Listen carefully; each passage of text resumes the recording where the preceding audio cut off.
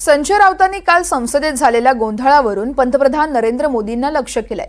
मजबूत विरोधी पक्षनेता काय असतो हे देशाला दिसलं अशा शब्दात राऊतांनी राहुल गांधींचंही कौतुक केलंय।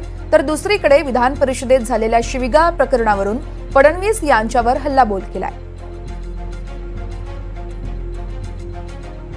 9 मंत्री, एक गृहमंत्री आणि एक अकेला सप्पर भारी म्हणजे नरेंद्र मोदी, या सगळ्यांना काल राहुल गांधी भारी पडले। त्यांना वारंवार हस्तक्षेप करावा लागला।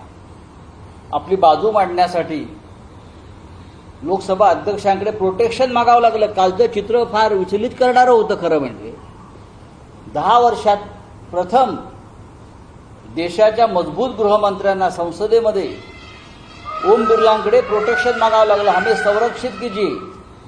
कालपर्यंत ह्यांच्यापासून आम्हाला संरक्षण मागावं लागत होतं। एवढी यांची हुकुमशाही आणि दादागिरी होती। पण राहुल गांधींनी काल त्यांना गुडघ्यावर आणलं संसदेमध्ये आणि त्यांना ओम बिर्लांकडे संरक्षण मागावं लागलं। हे चित्र काल देशाने पाहिलं।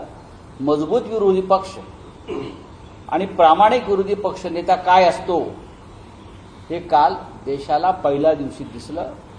ही सुरुवात आहे। आम्ही असं एवढंच म्हणू, आगे आगे देखो होता है। देवेंद्र फडणवीस यांच्या हातात जेव्हापासून या राज्याची सूत्र गेली तेव्हापासून त्यांनी ज्या टोळ्या जमवल्या इतर पक्षातल्या गुंडांच्या, भारतीय जनता पक्षाचे ते झालर टाकू, ते त्यांच्या मूळ पक्षाचे लोक नाही आहेत, बाहेरचे लोक आहेत। या टोळ्या आहेत त्यांनी जमवलेल्या। त्या टोळ्यांना त्याच पद्धतीनं उत्तर दिलं पाहिजे। अंबादास दानवे हे विरोधी पक्षनेते जरूर आहेत। आतापर्यंत त्यांनी विरोधी पक्षनेत्याचे सर्व शिष्टाचार पाळलेले आहेत। पण एक शिवसैनिक म्हणून जर आमच्या अंगावर कोणी येणार असेल तर आम्हाला त्या पद्धतीनं त्यांच्यावरती चाल करावी लागेल। कोण आहेत हे लोक? फडणवीसांनी गोळा केलेले।